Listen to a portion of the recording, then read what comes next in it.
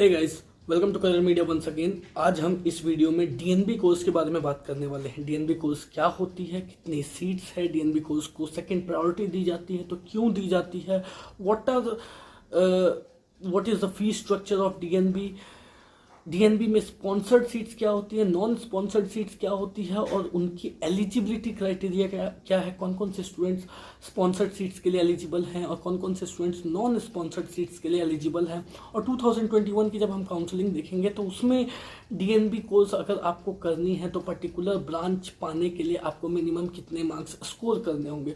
So we are going to discuss cover all these topics in today's video. So let's start the video. सबसे पहले बात करते हैं कि डीएनबी कोर्स क्या होती है। एक कोर्स एमडी-एमएस लेवल की course, MD-MS equivalent course DNB जो हॉस्पिटल्स में कंडक्ट कराई जाती है। क्योंकि इसे हॉस्पिटल्स में कंडक्ट कराई जाती है तो प्रैक्टिकल्स बहुत अच्छे से वहाँ पे बताया जाता है रेदर देन लेक्चर्स इतने ज़्यादा स्ट्रांगली सिंपली प्रोवाइड नहीं की जाते हैं। But yes, when you will be talking about practicals तो प्रैक्टिकल्स के मामले में स्टूडेंट्स को काफ़ी अच्छी नॉलेज होती है। वहीं अगर हम देखें तो मैंने आपसे कहा कि डीएनबी कोर्स को सेकंड प्रायोरिटी दी जाती है। सेकंड प्रायोरिटी देने का रीज़न ये है कि फर्स्ट प्रायोरिटी एमडीएमएस कोर्स को दी जाती है। एमडीएमएस कोर्स जिससे प्रॉपर मेडिकल कॉलेजेस में कराया जाता है and that is why medical colleges में कंडक्ट कराने के वजह से वहाँ पे प्रॉपर लेक्चर्स होते हैं, प्रॉपर लेक्चरर्स होते हैं जो प्रॉपर लेक्चर्स लेते हैं, जो सिंपल फॉर्म में अपने मैसेजेस को, इन्फॉर्मेशंस को, लेक्चर्स को कॉन्वे करते हैं स्टूडेंट्स को। तो जो स्टूडेंट्स एमडीएमएस कोर्स में एडमिशन लेते हैं उन्हें एग्ज़ाम पास करना बहुत ईजी हो जाता है एज़ कम्पेयर टू डीएनबी, क्योंकि when you are taking proper lectures then definitely जो आप सीखते हो लेक्चर्स, जो आप सीखते हो टर्मिनोलॉजीज जो होती हैं या फिर जो लेक्चर्स आप अटेंड करते हो उसके वजह से आप काफ़ी कुछ सीखते हो और उस वजह से आप एग्ज़ाम को पास करना आपके लिए इजी हो जाता है। But when we are talking about DNB तो डीएनबी में प्रैक्टिकल्स पे ज़्यादा ध्यान दिया जाता है। बट प्रैक्टिकल्स इससे होता क्या है कि लेक्चर्स की कमी के वजह से it is hard to pass DNB. Hard to pass DNB जब आप देखोगे दोनों की पासिंग रेट, जब आप एमडीएमएस की पासिंग परसेंटेज देखोगे और डीएनबी की पासिंग परसेंटेज देखोगे तो यू विल फाइंड कि डीएनबी की जो पासिंग परसेंटेज है वो एमडीएमएस से काफ़ी कम रहती है। वही एमडीएमएस की बात करें तो उसकी पासिंग परसेंटेज ज़्यादा होती है। रीज़न कि प्रॉपर लेक्चर्स होते हैं जो स्टूडेंट्स को पढ़ाते हैं और जिस वजह से एग्ज़ाम को पास करना एमडीएमएस में काफ़ी इजी हो जाता है। बट स्टिल स्टूडेंट्स डीएनबी को सेकंड प्रायोरिटी पे रखते हैं और ख़ास करके वो स्टूडेंट्स जो जिन्हें अगर एमडीएमएस गवर्नमेंट में नहीं मिलती है और वो सस्ती फीस स्ट्रक्चर में अपनी जो है ये डिग्री प्राप्त करना चाहते हैं तो वो फिर डीएनबी कोर्स को ऑप्ट करते हैं। अब डीएनबी कोर्स की अगर फीस स्ट्रक्चर की बात करें तो डीएनबी कोर्स की फीस स्ट्रक्चर जो है वो 1.25 लाख है। 1,25,000 वो कॉमन फीस स्ट्रक्चर है सभी कॉलेजेस की, गवर्नमेंट की भी एंड प्राइवेट की भी। सो कम फीस स्ट्रक्चर होने की वजह से, कम फीस होने की वजह से स्टूडेंट्स इस डीएनबी कोर्स को सेकंड प्रायोरिटी पे ऑप्ट करते हैं। And obviously there is no doubt कि डीएनबी कोर्स जो है, डीएनबी जो है वो इक्विवेलेंट टू एमडीएमएस होती है, तो स्टूडेंट्स प्रेफर करते हैं डीएनबी कोर्स में जाना। ऐसी बात नहीं है कि डीएनबी कोर्स को लोग प्रेफर नहीं करते हैं। इसके साथ साथ अगर डीएनबी की सीट्स की बात करें तो there are 2 types of seats in DNB. DNB में एक होती है नॉन स्पॉन्सर्ड सीट्स और एक होती है sponsored seats. Non sponsored seats India में टोटल 4,110 है और स्पॉन्सर्ड सीट्स इंडिया में टोटल 425 है। अब ये नॉन स्पॉन्सर्ड सीट्स जो होते हैं वो कॉमन स्टूडेंट्स, नॉर्मल स्टूडेंट्स के लिए होते हैं। उन सीट्स के लिए कोई भी NEET PG 2021 qualified student DNB non sponsored seats के लिए क्वालिफाई होते हैं। They are eligible to participate in DNB counselling for getting a non sponsored seats. But वहीं अगर बात करें स्पॉन्सर्ड सीट्स की तो जो स्पॉन्सर्ड सीट्स होती है वो गवर्नमेंट एम्प्लॉयज़ के लिए रिजर्व होती है, लाइक स्टेट गवर्नमेंट एम्प्लॉयज़ या फिर central government employees, PSUs, autonomous employees या ऐसे जो ऑर्गेनाइजेशंस होते हैं उनके एम्प्लॉय के लिए ये रिजर्व रहती है। सो एलिजिबिलिटी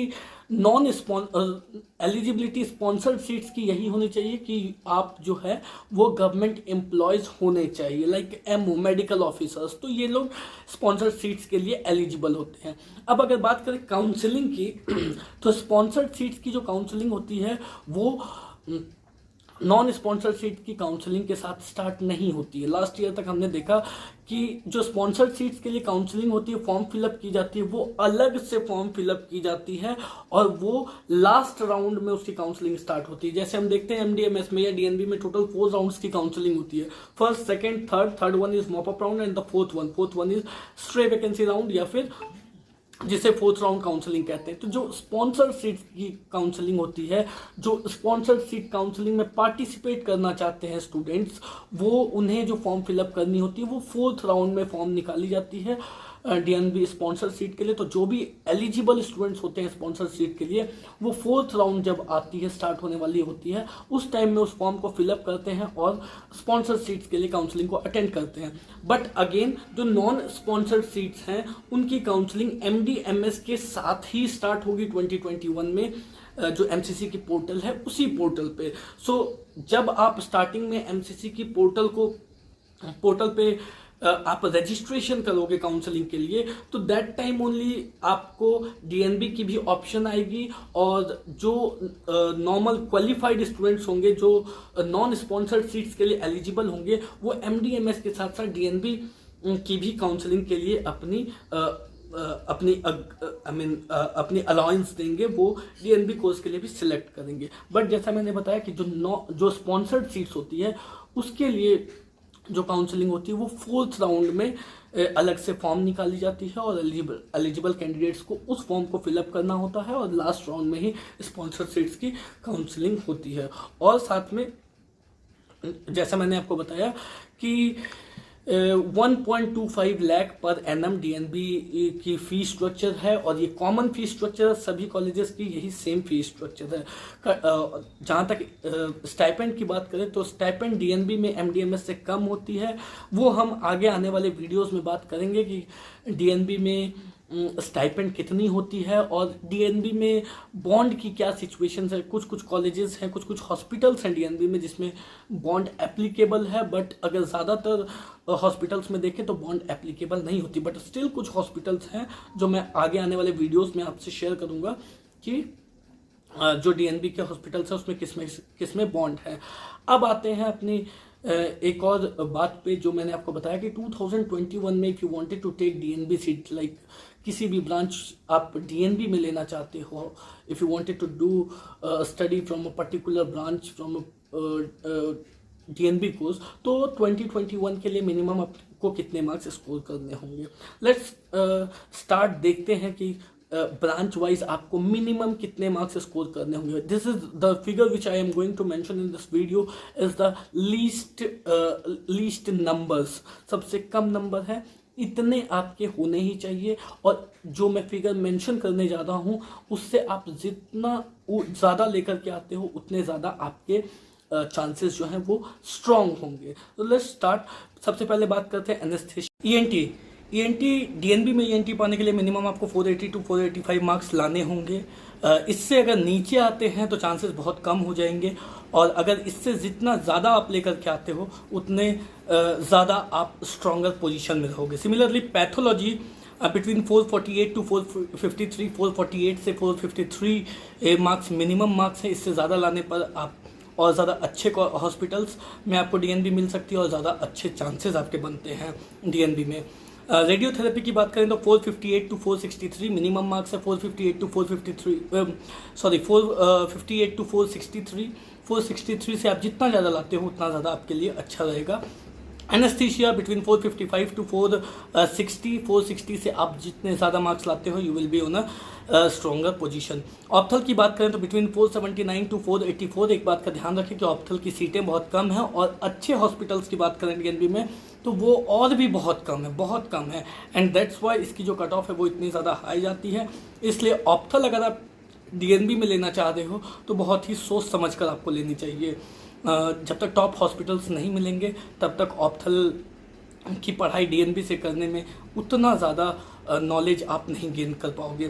सिमिलरली फैमिली मेडिसिन की बात करें तो बिटवीन 465 टू 470 मार्क्स, 470 या उससे ज़्यादा मार्क्स आप लाते हो तो देयर आर स्ट्रॉन्गर चांसेस कि आपकी जो है प्रोबेबिलिटी अच्छी है कि आपको फैमिली मेडिसिन डीएनबी में मिल जाएगी।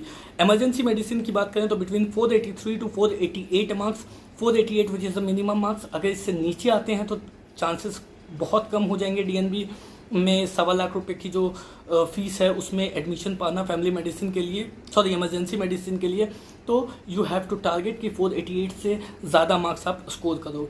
ओबीजी की बात करें तो between 493 to 498, 493 to 498 is the minimum marks. इससे जितने ज़्यादा लाओगे उतने ज़्यादा अच्छे चांसेस आपके बनेंगे। जनरल सर्जरी की बात करें, जनरल सर्जरी या ऑर्थोपेडिक सर्जरी, जो भी सर्जरी एमएस के ब्रांचेस हैं, एमएस सर्जिकल ब्रांचेस हैं, उसमें आपको खासा ध्यान देना बहुत ज़्यादा ज़रूरी है, क्योंकि सर्जिकल ब्रांच अगर आप ऑप्ट करने जा रहे हो तो वैसे में डीएनबी में वैसे हॉस्पिटल्स जिसमें हैंड्स ऑन आपको अच्छी मिले वो ऐसे हॉस्पिटल्स आपको चूज़ करने चाहिए। ऐसा नहीं कि जिस हॉस्पिटल का नाम बहुत बड़ा है, क्योंकि जिस हॉस्पिटल का नाम बहुत बड़ा है, मोस्टली हम जानते हैं कि डीएनबी में जो हॉस्पिटल्स हैं वो मोस्टली प्राइवेट हैं। तो गवर्नमेंट अगर आपको मिलती है तो कोई बात नहीं, वहाँ तो आपको मिल ही जाएगी हैंड्स ऑन। मगर जो प्राइवेट हॉस्पिटल्स हैं वो उसमें सर्जरी ब्रांच लेनी, आई मीन जो सर्जिकल ब्रांचेस हैं वो जब आप अच्छे हॉस्पिटल्स में लेते हो, नामी हॉस्पिटल्स में लेते हो, तो वो ध्यान में रखना बहुत ज़्यादा ज़रूरी है, क्योंकि जो नामी हॉस्पिटल्स हैं वो जो हैंड्स ऑन है वो स्टूडेंट्स को इतना ज़्यादा नहीं देते हैं। उसके पीछे एक रीज़न होती है कि उनका नाम खराब हो सकता है, एंड दैट इज़ वाई आप जब प्राइवेट हॉस्पिटल्स, नामी हॉस्पिटल्स में सर्जिकल ब्रांचेस ले रहे हो तो आपको इस बात का ध्यान रखना होगा कि उस हॉस्पिटल में हैंड्स ऑन दी जाती है या नहीं दी जाती है, या कम दी जाती है या ज़्यादा दी जाती है। जिस हॉस्पिटल में ज़्यादा हैंड्स ऑन मिले उसमें आपको सीखने को भी ज़्यादा मिलेगी, एट द सेम टाइम आपके जो पासिंग परसेंटेज होंगे, जो पास करने की जो प्रोबेबिलिटी होगी वो भी ज़्यादा बढ़ जाएगी। तो हम बात कर रहे थे जनरल सर्जरी की। जनरल सर्जरी के लिए मिनिमम आपको 486 टू 491 मार्क्स लाने होंगे if you wanted to take general surgery in DNB. और जितने ज़्यादा मार्क्स आप लेकर के आते हो उतने ज़्यादा आप बेटर हॉस्पिटल्स के लिए ऑप्ट कर सकते हो। उतने ज़्यादा आपके जो प्रोबेबिलिटी होगी, चांसेस होगी, वो अच्छी रहेगी। पीडियाट्रिक्स की बात करें, again one of the most demanding branch. अगर हम देखें तो रेडियो, डर्मा, मेडिसिन और पीडिया, ये 4 ब्रांचेस हैं जिसकी डिमांड बहुत ज़्यादा है, बट इसकी जो कट ऑफ है वो भी हाई ही जाती है। तो पीडियाट्रिक्स की बात करें तो 500 टू 505 तक में चांसेस हैं कि आपको पीडिया मिल जाएगी डीएनबी में। बट अगेन पीडिया पाने के लिए एक अच्छे हॉस्पिटल में आपको और इससे ज़्यादा मार्क्स स्कोर करने होंगे। 500 या 505 से नीचे अगर आपके मार्क्स रहते हैं तो फिर चांसेस बहुत ज़्यादा कम होंगे, क्योंकि साल दर साल, ईयर ऑन ईयर बेसिस पे हम देख रहे हैं कि पीडिया की डिमांड बढ़ती ही जा रही है। जिस तरीके से हमने देखा कि 5 साल पहले की बात करें तो रेडियो की डिमांड सबसे ज़्यादा थी। अभी जब हम 5 साल बाद की बात कर रहे हैं तो रेडियो और general medicine almost demand same है। रीज़न है, इसके अलग अलग रीज़न है, वो मैं आपको बताऊंगा आगे आने वाले वीडियोस में कि क्यों रेडियोलॉजी की डिमांड और मेडिसिन की डिमांड इतनी ज़्यादा हो रही है, या मेडिसिन की डिमांड क्यों बढ़ रही है। आगे आने वाले वीडियोस में मैं आपको बताऊंगा। आप चाहें तो चैनल को सब्सक्राइब कर लें, जिससे कि ये वीडियोज़ आपको रेगुलर बेसिस पे मिलती रही। एट द सेम टाइम मैं आपको ये भी बताऊँगा कि कौन कौन से ब्रांचेस के लिए कौन कौन से टॉप के हॉस्पिटल्स हैं, उनकी बेड कैपेसिटी कितनी है, उनमें पेशेंट फ्लो कैसा है, ओपीडी कैसा है, आईपीडी कैसा है, जिससे कि जब भी आप डीएनबी के लिए हॉस्पिटल को सिलेक्ट करें तो you should aware with the quality of hospital, और not only by its name, सिर्फ उसके नाम पर नहीं, उसमें कितनी आपको हैंड्स ऑन मिलती है, किस तरीके से वहाँ के सीनियर्स जो होते हैं, वर्कलोड कैसी होती है, सीनियर्स कोऑपरेटिव है या नहीं है। These are the other things which you need to keep in mind. तो उसी तरीके से जैसा मैंने आपको बताया कि इन चीज़ों पर हम आगे आने वाले टाइम में रेगुलर वीडियोस बनाएंगे और आपसे डिस्कस करते रहेंगे। So you have to just subscribe the channel and press the notification bell, so that जो भी वीडियो मैं डालूँ वो आप तक टाइम टू टाइम पहुंच सके। तो पीडिया की हमने बात की, बिटवीन 500 टू 505 मार्क्स, उससे ज़्यादा मार्क्स लाने होंगे if you wanted to take good hospitals. एक बात का ध्यान रखें, इस बार एमडीएमएस और डीएनबी की काउंसलिंग साथ में होने वाली है, तो क्या चेंजेस आ सकते हैं। एमडीएमएस कि जो अच्छे कॉलेजेस हैं, अच्छे ब्रांचेस हैं, वो तो पहले ख़त्म हो ही जाएंगे। उसके बाद डीएनबी के जो अच्छे हॉस्पिटल्स हैं उनकी सीट फुल होगी। जो आपको गैप दिखने को मिलेगी वो आपको डीएनबी के अच्छे हॉस्पिटल और डीएनबी के जो हॉस्पिटल जैसे आसाम वगैरह में हैं या फिर नॉर्थ ईस्ट में जो हैं उन हॉस्पिटल्स में, या जो थोड़े से लोअर ग्रेड के हॉस्पिटल्स हैं जिसमें पेशेंट फ्लो थोड़ी कम है, बेड कैपेसिटी कम है, उसमें आपको एक अच्छी खासी गैप देखने को मिलेगी। रीज़न यही है कि दोनों की जो काउंसलिंग होनी है वो साथ में होनी है। तो पहले MD-MS के जो कॉलेजेस हैं उनकी सीट्स फुल होगी। उसके बाद जब स्टूडेंट्स ये देखेंगे कि MD-MS अच्छे हॉस्पिटल्स, अगर उनकी मनचाही ब्रांच MD-MS में अच्छे कॉलेजेस में नहीं मिल रही है तो ऑब्वियसली स्टूडेंट्स जो हैं वो DNB के लिए जाएंगे। DNB कौन से स्टेट के लिए जाएंगे? जैसे दिल्ली के कॉलेजेस हो गए उनके लिए जाएंगे, बेंगलोर के कॉलेजेस हो गए उनके लिए जाएंगे, जो टॉप हॉस्पिटल्स हैं DNB में उसके लिए जाएंगे। उसके बाद वो कहीं ना कहीं MD-MS के जो लोअर ग्रेड के कॉलेजेस हैं उसके लिए जाएंगे एंड देन वो जाएंगे डीएनबी के लोअर ग्रेड हॉस्पिटल्स के लिए। तो आपको ये स्टडी करनी ज़रूरी है कि कौन कौन से हॉस्पिटल्स हैं जिनकी कट ऑफ हाई जा सकती है और कौन कौन से हॉस्पिटल्स में आपके चांसेस बनते हैं। सो जैसा मैंने आपको बताया कि मैं आपको रेगुलर बेसिस पे इनकी जो डेटा है कि पेशेंट फ्लो और वर्कलोड और जो उनके सीनियर्स कैसे हैं, कोऑपरेटिव है या नहीं है, हैंड्स ऑन कैसा है, ये चीज़ें जो है वो मैं आपको रेगुलर बेसिस पे बताता रहूँगा। तो आपको सिर्फ वीडियो से कनेक्टेड रहना है। पीडिया के बाद आते हैं ऑर्थोपेडिक सर्जरी, जिसके लिए मिनिमम 488 टू 493 मार्क्स है। अगर आप 493 मार्क्स से कम लेके आते हो या 488 से कम लेकर के आते हो तो फिर चांसेस बहुत कम है। सो आपको 493 से ज़्यादा लाना है और जितना ज़्यादा आप लाओगे उतना ज़्यादा आपके लिए अच्छा रहेगा, राइट। फिर सिमिलरली रेस्पिरेटरी डिजीज की बात करें तो बिटवीन 505 टू 510, 505 या 510 से आपको ज़्यादा मार्क्स स्कोर करने हैं 2021 काउंसलिंग में, 2021 एग्जाम में। साइकेट्री की बात करें तो 495 टू 500 मार्क्स, 495 टू 500 या उससे ज़्यादा मार्क्स आपको स्कोर करने होंगे साइकेट्री पाने के लिए। जनरल मेडिसिन की बात करें तो 503 टू 508 मार्क्स या उससे ज़्यादा मार्क्स आपको स्कोर करने होंगे जनरल मेडिसिन की डीएनबी सीट पाने के लिए। अगर लास्ट ईयर की बात करें तो जनरल मेडिसिन 17,847 रैंक पे डीएनबी खत्म हुई थी, 17,847 रैंक पे। We are expecting this time कि ये 20,500 तक जा सकती है, उससे ज़्यादा भी जा सकती है। रीज़न है कि MD-MS में भी सीट्स बढ़ रही हैं, एट द सेम टाइम जो डीएनबी की जो सीट्स हैं वो भी सीट्स बढ़ेंगी।